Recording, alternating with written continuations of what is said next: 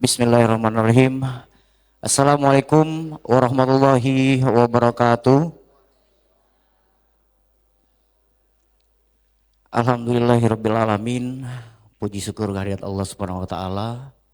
Pada siang hari ini kita bisa berkumpul karena rahmat dan nikmat yang sudah kita dapat di acara tausiah dan pengajian bersama teman-teman LPP RRI Sumeneb.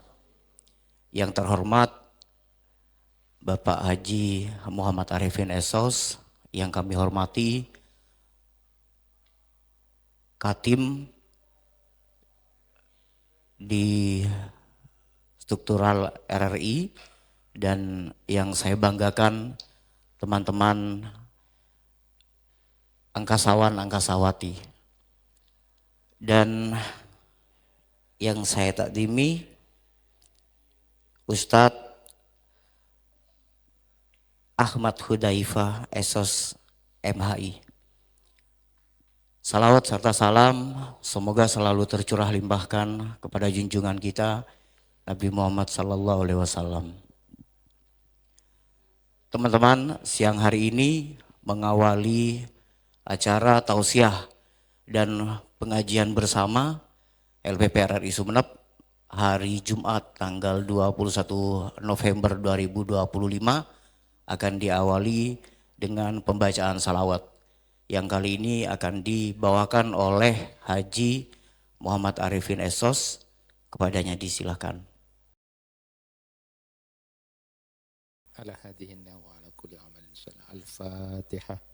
A'udzu billahi minasyaitonir rajim. Bismillahirrahmanirrahim. Alhamdulillahi rabbil alamin. Ar-Rahmanir Rahim. Maliki yaumiddin. Iyyaka na'budu wa iyyaka nasta'in. Ihdinas siratal mustaqim. Siratal ladzina an'amta 'alaihim ghairil maghdubi 'alaihim waladdallin. Selanjutnya teman-teman, kita bakal mengikuti tausiah dan pengajian bersama Ustadz Ahmad Hudzaifah Esos MH selaku penyuluh agama Islam kantor Kemenak Kabupaten Sumeneb.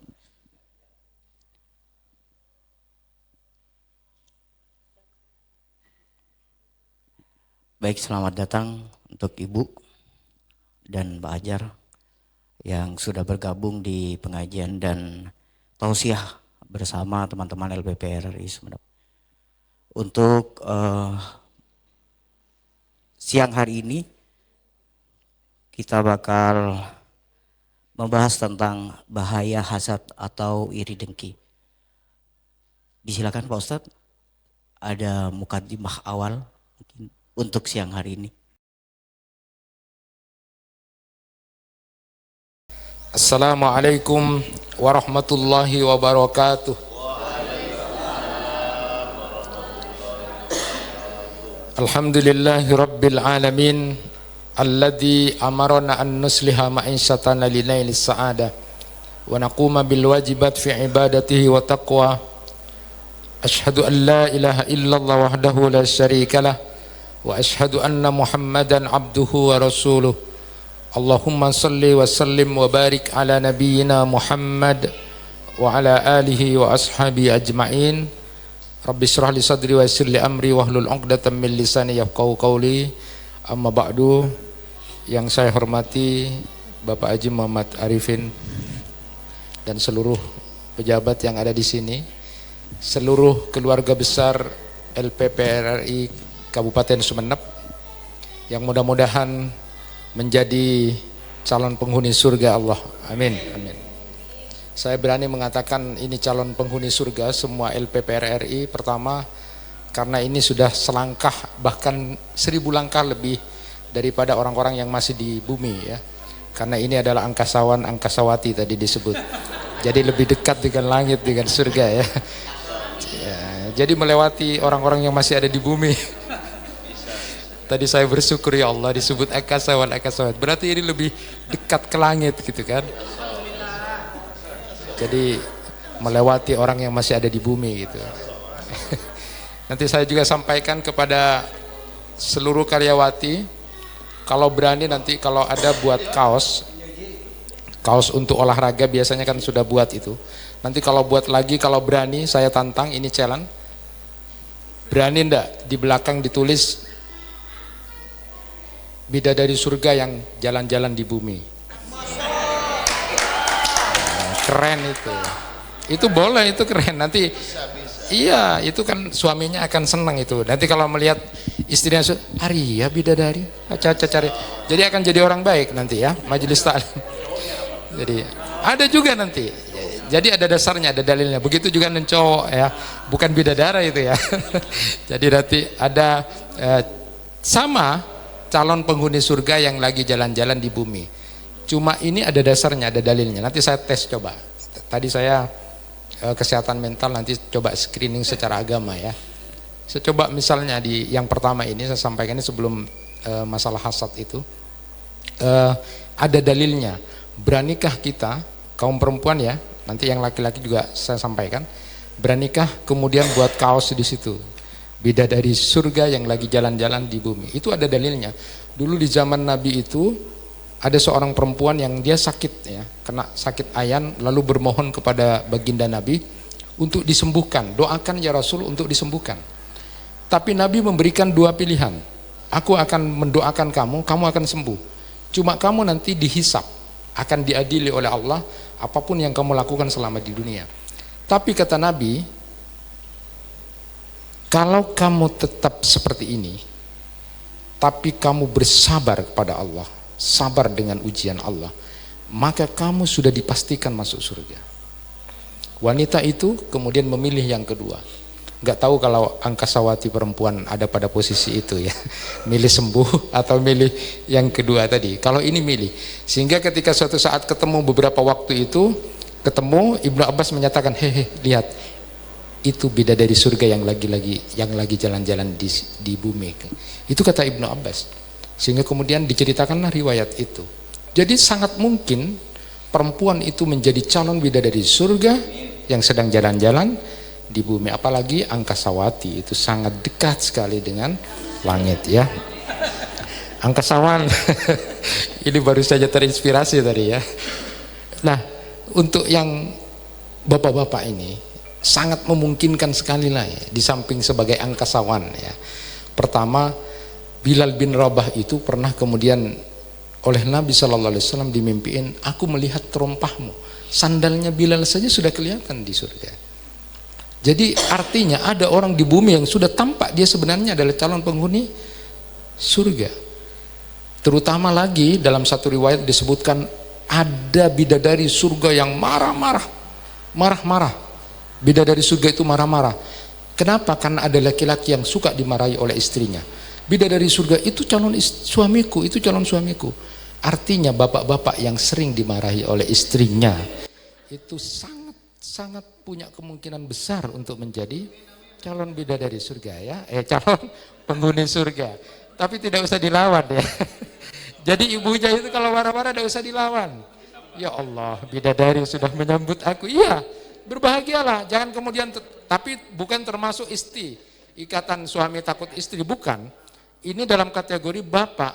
Oh, aku sudah diperebutkan oleh bidadari surga. Karena bapak sabar dengan apa yang diomongkan oleh istrinya. Saya pernah menyatakan begitu, dan kita tahu yang sudah banyak berilmu ini, di sini tempat gudangnya ilmu dan mendatangkan orang-orang berilmu. Maka saya katakan memang modelnya kita sudah tahu bahwa kemampuan laki-laki dan perempuan dalam berbicara itu 1:4. Atau dalam bahasa kita 7.000, ini 7.000 kata sehari, ini 20.000 kata. Artinya biarkan, jangan sampai dipendem. Jadi kalau istri itu kemudian disuruh diam, itu bahaya, bisa meledak. Jangan letuk itu Pak. Itu pasti ngomong ke tetangga, itu sudah kesenangannya. Jadi itu 1:4. Jadi tidak usah marahi.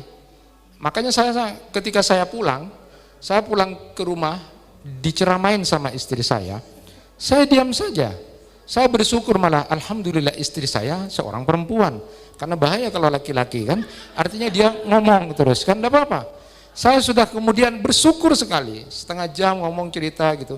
Terus saya bilang, sudah sayang, itu kesempatan. Kenapa? Karena perempuan itu kemampuannya 1:4. Jadi saya biarkan, bahkan saya berbicara dalam hati, bersyukur ya Allah, sekarang tiba saatnya saya menjadi mustami' pendengar. Karena istri saya sudah tidak diberi kesempatan untuk menjadi narasumber di RRI, tidak diberi kesempatan untuk khutbah Idul Fitri, Idul Adha, Jumatan, tidak pernah. Jadi saya gantian sekarang mendengarkan. Setengah jam selesai, setelah itu saya tanya, sudah sayang, selesai masalahnya. Itu artinya bapak-bapak yang baik, dengarkan cerita istri. Banyak perempuan itu menangis karena tidak pernah didengarkan suaranya. Tapi kalau dia bercerita kepada orang laki-laki, bapak marah dan cemburu. Makanya dalam ilmu kesehatan seperti itu, 7.000, 2.000, 20.000 kata, dengarkan supaya tidak meledak. Dengarkan. Jadi kalau istri kita mau bercerita, walaupun itu sudah ketiga kali, anggap itu pertama kali. Jadi ketika dia cerita, oh ya sayang, padahal dalam mati laki itu, mbak nak cari mengku sayang, terlalu kali ya cerita, tidak apa-apa, biarkan. Itu kesempatan. Jadi mulai sekarang, ibu dengarkan.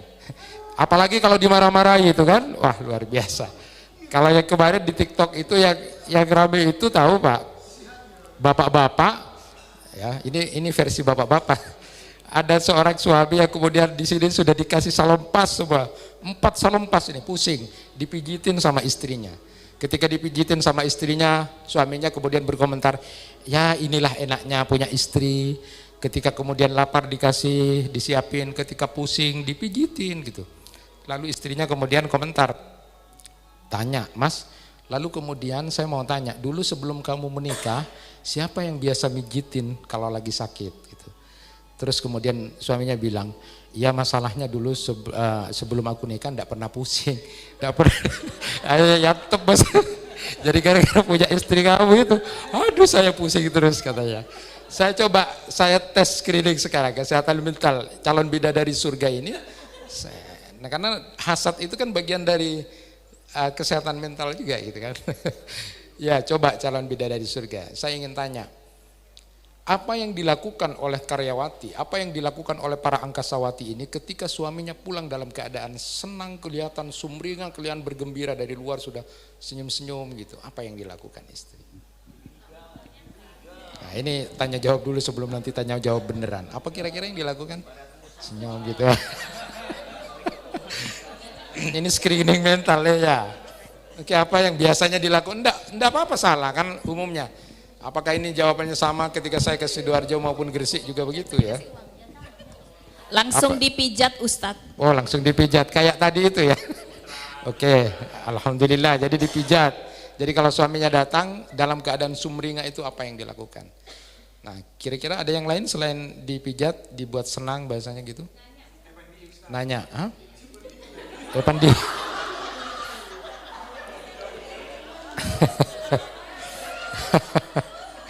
Ini katanya Tiara minta uang.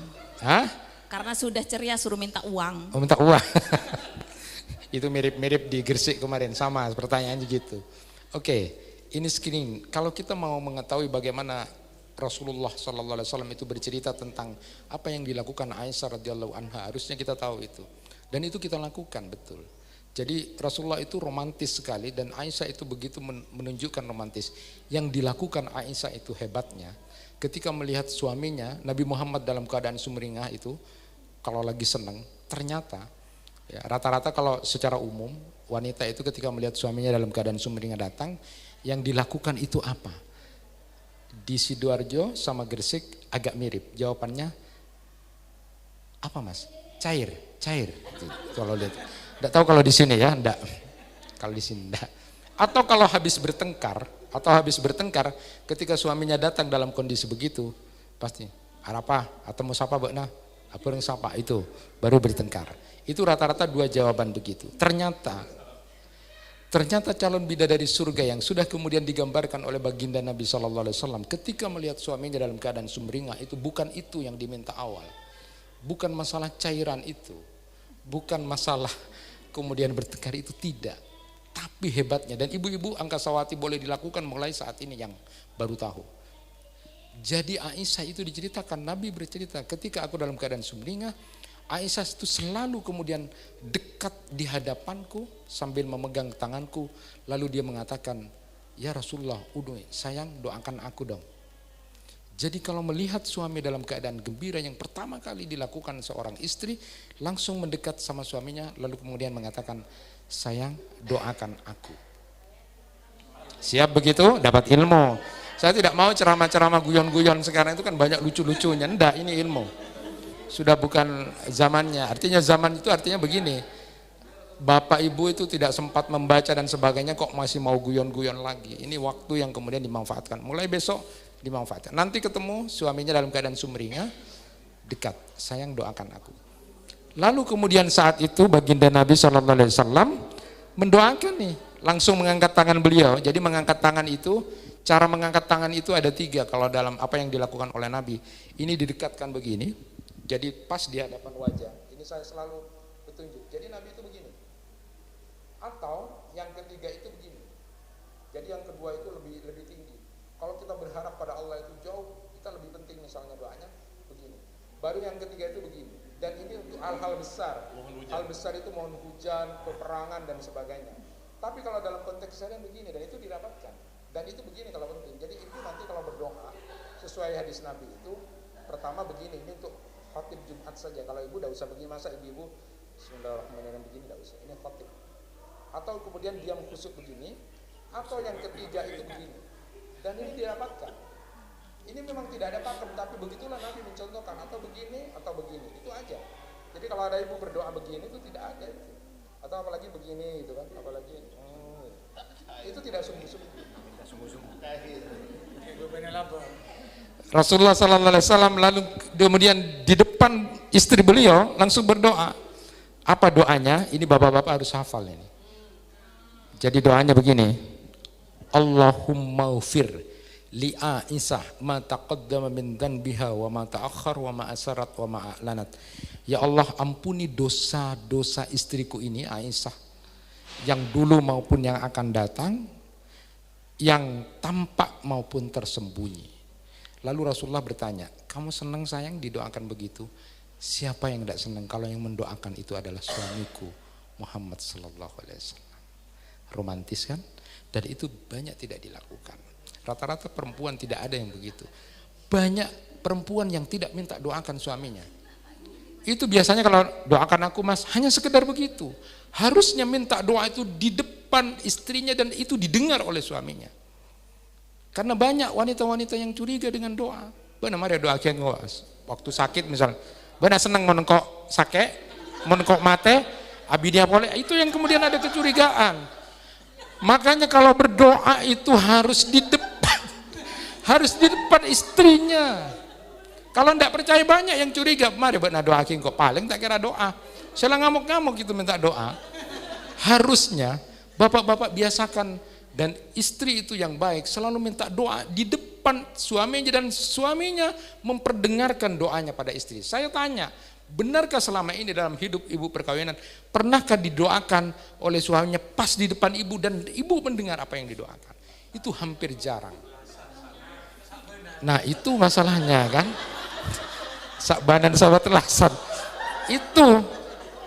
Padahal Nabi Sallallahu Alaihi Wasallam menunjukkan romantisnya itu salah satu diantaranya ketika datang dan pergi dari rumahnya, Rasulullah itu selalu mencium kening istrinya. Nah ibu masalahnya nunggu sakbanan, nunggu Idul Fitri, Idul Adha. Saya tadi berangkat, saya cium istri saya. Saya datang nanti saya cium. Dan itu kebiasaan merawat cinta. Itulah yang disebut dengan kedekatan emosional itu dibangun. Dan Nabi menunjukkan begitu. Sederhana. Nah, tapi masalahnya kan, saya sampaikan lagi. Bercandanya suami dan istri itu seperti orang zikir pada Allah. Hebat tuh Pak. Bercandanya suami dengan istri seperti orang zikir. Nabi SAW menyatakan semua yang kita lakukan, tapi tidak ada nilai zikir kepada Allah, itu kesia-siaan yang luar biasa, kecuali 3. Satu diantaranya adalah mula'abatur rajul ila imrati, bercandanya seorang suami dengan istri. Jadi bapak dan ibu bercanda sama istri, sama suaminya, itu seperti orang zikir loh. Jadinya suka bercanda. Maka saya bilang di kantor-kantor, kalau saya diundang DWP itu, sini saya diundang dan itu saya sampaikan itu. Banyak perempuan dan laki-laki di kantor itu bercanda, tidak ada masalah supaya tidak jenuh dalam kerja. Tetapi kenapa ketika sudah pulang ke rumah sama seperti presiden dan menteri? Itu masalahnya, serius banget gitu kan. Ada tak kerja saya, ya mas, ya kalah, mari itu. Kenapa kalau di kantor bercanda, walaupun tidak ada persoalan untuk tidak jenuh. Padahal suami istri yang bercanda itu seperti orang zikrullah. Makanya mulai saat ini dapat ilmu lagi, aku aja nanti pulang ke rumahnya kelicek lagi ya, atau istrinya dipeluk. Oh itu tidak main-main. Bagaimana membangun kedekatan emosional itu? Sehingga kadang-kadang kan ada rumah tangga yang modelnya kayaknya tenang-tenang saja, tapi sudah tidak ada mawaddah dan rahmah. Tidak ada cinta itu, cuma menjalankan ritual saja dalam rumah, dan itu berbahaya. Begitu juga dengan laki-laki saya tanya, itu umumnya, apa yang dilakukan bapak-bapak ketika melihat istrinya dalam keadaan sedih? Tiba-tiba pulang dalam keadaan sedih, mungkin habis bertengkar sama tetangga atau apa, dia sedih. Apa yang dilakukan bapak? Saya ingin tahu, apa yang dilakukan bapak kalau lihat istrinya sedih? Sebagaimana baginda Nabi Sallallahu Alaihi Wasallam, tidak ada ya, ya pokoknya. Ditanya Pak Ustadz. Ditanya. Arah apa mak rekong gitu. Itu aja. Dung dedung. Gitu, Oh gitu ya. Enggak, ditanya Pak Ustadz. Oh, ya enggak apa-apa, ini kan santai aja. Manusiawi Pak Ustadz ya kan. Manusiawi, betul. Teman-teman itu kalau istrinya rekong ya tanya Ki Ustadz. Tanya, oh ya. Paling ngeluhnya, uang lagi akhirnya Pak Ustadz. Uang lagi ya. Jadi kalau masalah uang itu sering kita dengar nih, di TikTok kan juga begitu kan. Model istri menjawab panggilan suami tergantung berapa dia ngasih uang. Jadi kalau dia kemudian ngasih awalnya 5 juta gitu, padahal itu enggak minta, terus kemudian Dek atau sayang, langsung itu jawabannya panjang. Apa mas, mau dibuatan kopi, semuanya sudah lancar, semuanya kan dibuat, semua ditawarkan. Atau mau ini, itu hebat. Tapi kalau biasanya dikasih 5 juta atau dikasih 1 juta itu dipanggil Dek gitu, maka dijawab, apa? Itu biasa. Apalagi kemudian tidak dikasih atau sedikit dikasih, kemudian itu baru manggil 3 kali, Dek, tak jawab. Dek, itu baru 50, setelah Dek, apa? Nah itu, bagaimana mau menjadi calon bidadari surga? Kalau bidadari surga itu, cirinya adalah, kata Nabi, saya selalu dalam khutbah nikah itu saya sampaikan, Ananda kalau mau jadi istri soleha cirinya ada 3, ya, menyenangkan ketika dipandang suaminya, taat, lalu kemudian menjaga kehormatan dirinya dan menjaga harta suaminya. Tapi Ananda bisa menjadi seorang bidadari surga dengan 3 ciri. Al-wadud, al-walud, al-a'ud. Al-walud itu penuh dengan santun, kasih sayang. Jadi kalau suaminya manggil dengan volume 8, calon bidadari surga pasti menjawab dengan 7. Kalau suaminya memanggil dengan 6, jadi panggil Dek, iya mas, itu yang bagus. Engki mas. Palang mon pas tepak laki nasake itu. Ia manggil istrinya, Dek, calon bidadari surga menjawab, iya sayang. Itu al-wadud. Tapi kalau begini nih, jadi panggil begini, Dek, apa poinnya mas? Ah itu sudah bukan calon bidadari surga. Tidak ada mentang-mentang angkasawati, biasa bersuara keras lalu kemudian harus ketika di rumah calon bidadari surga al-wadud, tunduk itu calon bener apa-apain mas? Beda huna boleh. Tidak bisa jadi calon bidadari surga. Apa yang dilakukan para laki-laki? Screening kesehatan mental. Apa yang dilakukan? Nabi Sallallahu Alaihi Wasallam itu punya kebiasaan, tapi jangan seperti bahasa. Saya tanya itu, nak, kalau kamu kemudian melihat istrimu dalam kondisi sedih, apa yang dilakukan? Jangan seperti peribahasa Indonesia, ada yang jawab, seperti peribahasa Indonesia apa? Diam itu emas. Maka bila istrimu banyak diam, biasanya ngomong, maka segera bawa ke toko emas. Itu selesai. Oh, tidak begitu. Tidak begitu. Bapak, ini buat saya juga, karena laki-laki Nabi SAW punya kebiasaan ketika melihat Aisyah dalam keadaan sedih itu. Kata Aisyah, ketika aku sedih biasanya Rasulullah langsung memeluk aku sambil kemudian pegang hidungku.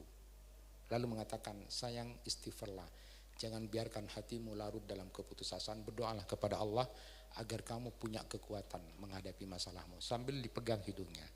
Jadi mulai besok nanti kalau istrinya lagi sedih, tapi kalau dia lagi sakit Pilek ya jangan. Bapak-bapak tidak mau, jangan. Baik, ibu bapak, kita langsung ke topik hasad. Nah, ini yang menjadi menarik.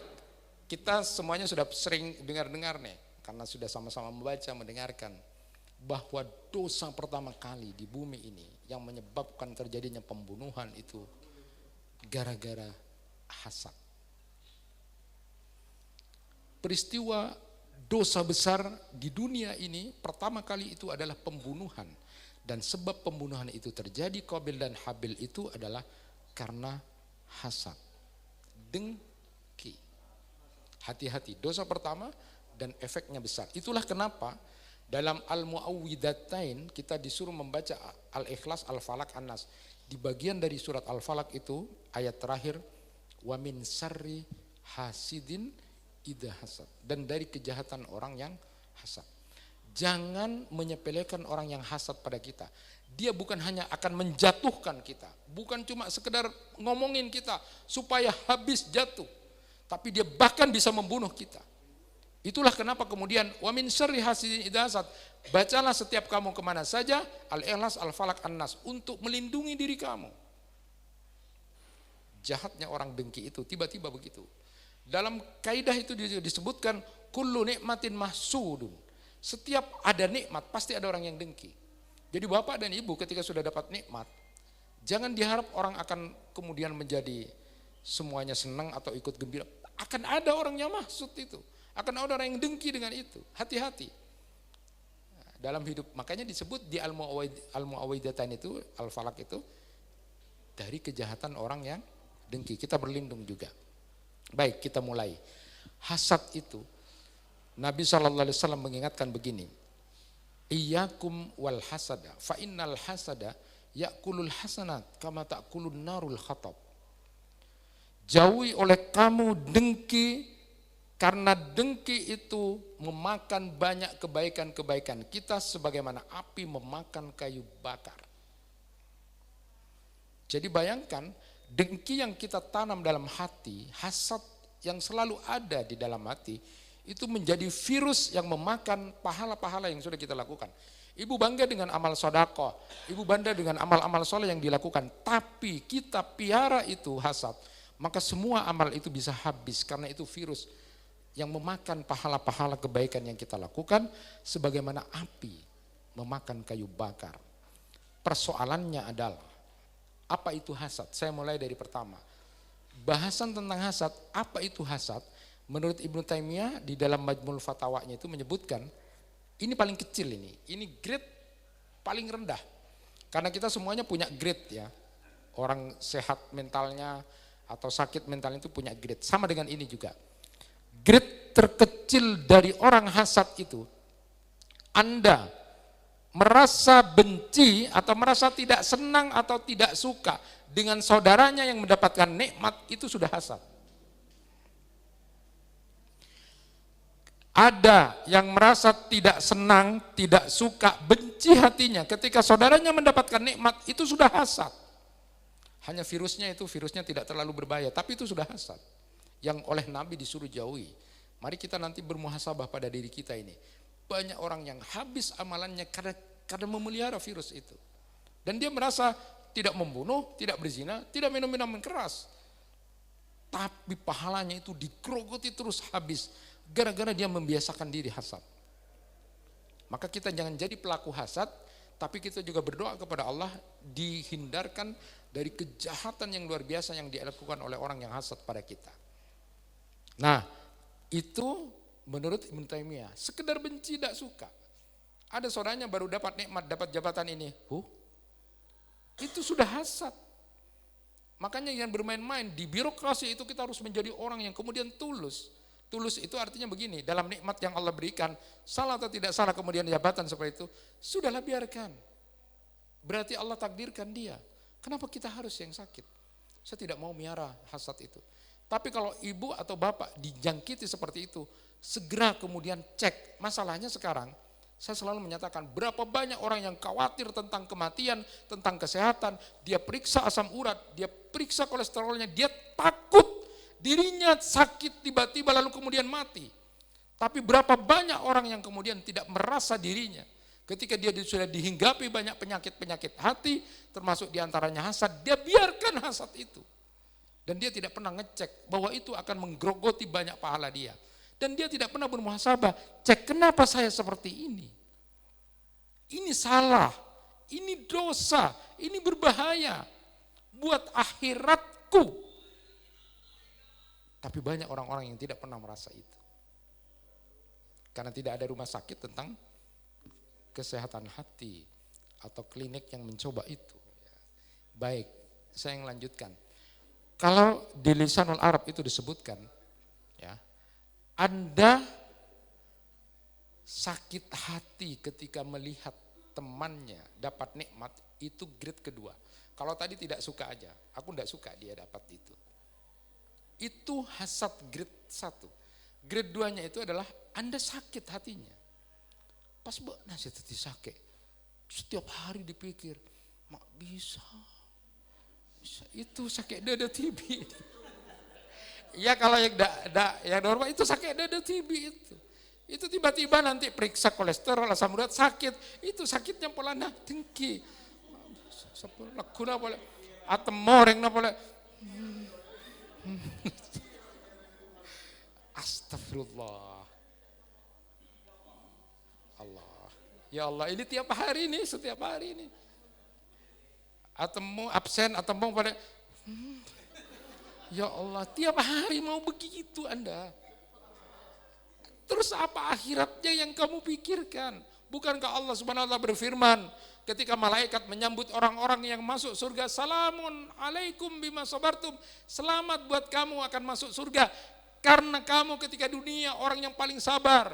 Tidak mungkin masuk surga itu orang yang penuh dengan kedengkian, orang yang penuh dengan kesombongan, tidak masuk akal. Orang-orang yang masuk surga itu adalah orang-orang yang hatinya bersih. Padahal setiap hari kita ketemu,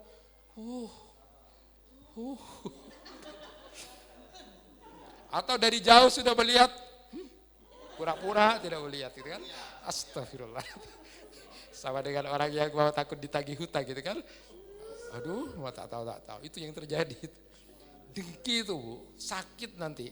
Ada penyakit-penyakit yang muncul secara fisik ya. Itu yang dikenal dengan psikosomatik. Jadi orang yang sebenarnya hatinya yang sakit lalu kemudian muncul ke fisiknya. Itu berbahaya. Dan grade yang ketiga yang paling tinggi itu adalah orang yang kemudian merasa ketika saudaranya dapat nikmat, dia berkeinginan nikmat itu hilang dari dirinya, beralih pada dirinya. Dan itu grade yang paling tinggi hasadnya. Dia berharap, ya Allah, hancurkan dia, tabrakan dia, aku sakit ya Allah. Berikan itu nanti jabatan padaku setelah dia mati, ya Allah sakit. Itu yang terjadi, itu grade paling tinggi dan itu paling bahaya, ganas sekali. Pahala yang sudah kita simpan dengan sedekah kita, umrah kita, haji kita habis gara-gara itu. Astagfirullah. Harian kita begitu Pak. Saya baca grade itu Pak dari beberapa ulama. Itu saya nanya, ya Allah, siapa yang bisa terhindar dari ini? Baik itu grade kecil, sedang ataupun kemudian yang ketiga itu.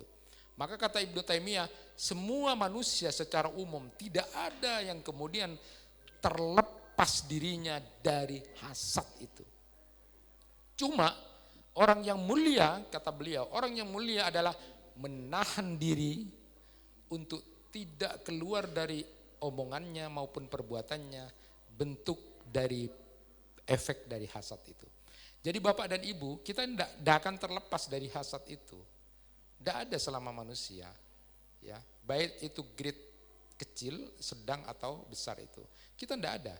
Cuma kata beliau, karena kita tidak bisa terlepas dari itu, tapi orang yang mulia yang bisa menjaga adalah ketika dia hasad, tidak ditampakkan dengan omongan dan perbuatan. Itu masih dimaafkan oleh Allah. Itu masih dimaafkan. Sebelum Bapak Ibu tanya nanti ya, itu sudah saya jawab duluan. Selama tidak tampak muncul dari perkataan maupun perbuatan, ibu dimaafkan. Ibu benci misalnya, dengki misalnya, kok dia, enggak apa-apa. Yang penting tidak ngomong-ngomong, iya ya Mak Ruah, iya kok kayak tak senang. itu sudah. Ibu berarti di grade hasad tingkat 1. Tapi kalau ibu diam aja, tinara, istakdirah, dimarahin. Kamu enggak boleh begitu. Itu ya. Selama tidak. Nah, apa sih kerugian orang hasad itu? Besar, Pak. Besar, dan itu sampai pada keimanan. 1, pengantar ini coba sampai ini aja ya, 3, nanti kita tanya jawab. Yang pertama itu, kerugian besar orang yang hasad atau memelihara hasad itu, yang pertama tadi, amalnya akan digerogoti habis oleh tergantung virus itu. Ketika kita grade 1 misalnya, maka makannya amal itu pahalanya ya segitu. Apalagi sudah tingkat 2 dan 3 itu habis, tiba-tiba ya Allah mana amalanku yang sedekah ini, besar ini segala, itu habis gara-gara kita piara. Jadi kerugian besar pahala kita itu habis, dimakan oleh kedengkian yang setiap hari kita piara. Yang kedua, orang yang hasad ini berbahaya. Bisa dia terjebak dalam keimanan. Kenapa? Karena dia tidak ridho, dia tidak terima dengan takdir Allah. Apa kalau memang sudah dia jadi apa bermaaf? Terjebak kepada ketidakridhoan itu berarti takdir Allah, Anda tidak beriman kepada takdir Allah yang baik maupun buruk. Buruk buat Anda karena Anda tidak suka. Takdir itu baik dan buruk. Sebenarnya yang buat yang lain baik itu takdirnya, tapi Anda tidak terima itu buruk. Berarti Anda tidak beriman kepada takdir Allah. Kalau sudah pada tingkat itu dan Anda piara itu, maka kemudian Allah nanti akan bertanya. Dan itu yang paling sangat menakutkan, ya. Allah berfirman dalam hadits qudsi itu, "Man lam yardha bi qada'i falyaltamis rabban siwaya." Siapa yang tidak ridho dengan takdirku, maka silakan cari Tuhan selain aku. Kamu tidak suka, cari aja Tuhan selain aku. Itu sama dalam konsep untuk salat khusyuk. Saya kalau mengajarkan salat khusyuk itu, kata-kata paling penting yang kemudian disebutkan oleh Allah itu adalah, ini sangat luar biasa kata-katanya. Boleh ibu bapak ingat, ini kaitannya dengan salat, kalau tadi masih hasad ini, karena ini harian kita. Kalau ibu ingin khusyuk dalam salat itu, walaupun itu tidak mudah, ibu lakukan adalah kalimat yang difirmankan Allah. Apa kalimat itu? Itu yang membuat saya selalu menangis, takut Pak. Allah berfirman begini, ila khairim minni. Itu saja kata-katanya, ila khairim minni. Itu Allah berfirman setiap kita sholat. Kata Nabi SAW, saat hamba itu bertakbir, selesai sholat, Allah akan melihat hamba itu selama hamba itu tidak iltifat. Iltifat itu menyimpang. Menyimpang itu seperti tidak ingat Allah lagi, atau kemudian pandangannya sudah ke barat, ke timur, ke atas, atau banyak gerak. Itu tidak khusyuk.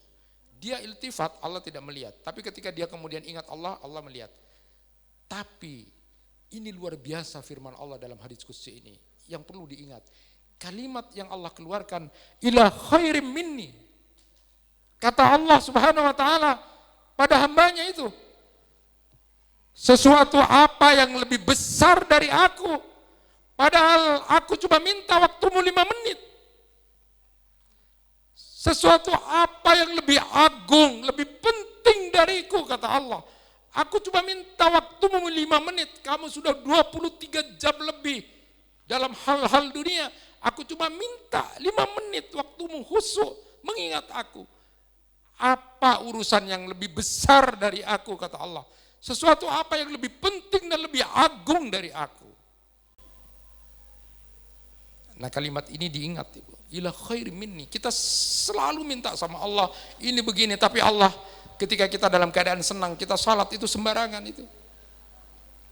Maka ketika mau salat ingat itu, nanti Allah akan berkata, sesuatu apa yang lebih penting dari aku sampai kamu masih mengingat yang lain dalam waktu 3 menit, 5 menit itu. Tidakkah kita kemudian nanti fase dalam hidup ini yang paling panjang itu akhirat, dan semuanya itu luar biasa. Kalau fase-fase yang lain itu di alam rahim 9 bulan Hidup di dunia cuma 60-70 tahun. Yang lebih dari 70 tahun itu sedikit kata Nabi SAW. Bahkan WHO sudah menyebut, dan itu selalu saya ulang-ulang. Rata-rata kehidupan laki-laki itu paling panjang manusia modern yang laki-laki 69 tahun. Itu rata-rata sudah mati 69 tahun. Yang perempuan itu 74 tahun. Lebih panjang memang perempuan ya. Salah satu sebabnya karena perempuan sering nangis. Jadi mengeluarkan racun-racun itu di antara 3 sebab kenapa perempuan lebih panjang umurnya, karena dia suka menangis. Dia memang sedih hatinya tapi umurnya agak panjang. Makanya banyak janda daripada duda. Cuma kenapa? Karena duda itu selalu nikah ya, langsung. Beda dengan perempuan. Nah, saya ingin lanjutkan. Nah, kaidah tentang bahasa tadi itu diingat ya. Pertama, kalau Allah sudah berfirman, kalau kamu tidak terima dengan takdirku, cari aja Tuhan selain aku. Mau cari Tuhan mana lagi kita? Menghamba pada togut, kepada setan, kepada dinamit, sehingga kemudian kita diberikan sesuatu, tidak ada nilai. Malam yarda biqada'i falyaltamis rabban siwa. Kamu tidak ridha dengan takdirku yang kamu anggap buruk, ya sudah cari Tuhan aja selain aku. Habis kita kalau Allah berfirman begitu. Sudah ridha pada Allah lalu mengatakan tuba liman syagalahu aibuhu an uyubin nas. Berbahagialah orang yang selalu disibukkan oleh cacat aib dirinya. Setiap hari salah saya, dosa saya, tidak sempat untuk memikir dosa dan kesalahan orang lain. Biarkan itu urusan dia.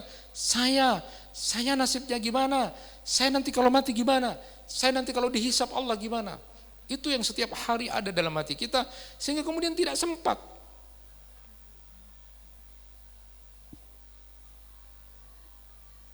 Dan yang terakhir, yang ketiga adalah orang yang kemudian selalu ada dalam hatinya hasad dengki pada orang lain. Dia terjebak menjadi orang yang kufur kepada Allah. Kenapa? Karena dia tidak akan bersyukur terhadap nikmat yang sudah diberikan Allah kepada dia. Karena dia ngurusin nikmatnya orang. Orang dapat nikmat itu diurusin terus. Sehingga dia seolah-olah tidak dapat nikmat dari Allah. Dan dia terjebak dalam kekufuran. Bahaya kalau mati dalam kondisi kufur itu karena persoalan hasad itu.